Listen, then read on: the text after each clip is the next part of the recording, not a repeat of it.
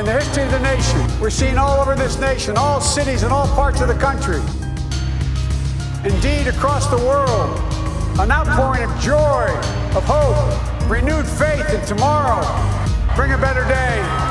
And I'm humbled by the trust and confidence you placed in me. I pledge to be a president who seeks not to divide, but unify.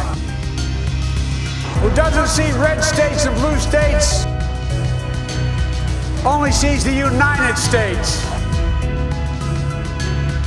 With the confidence of the whole people, I sought this office to restore the soul of America, to rebuild the backbone of this nation, the middle class, and to make America respected around the world again.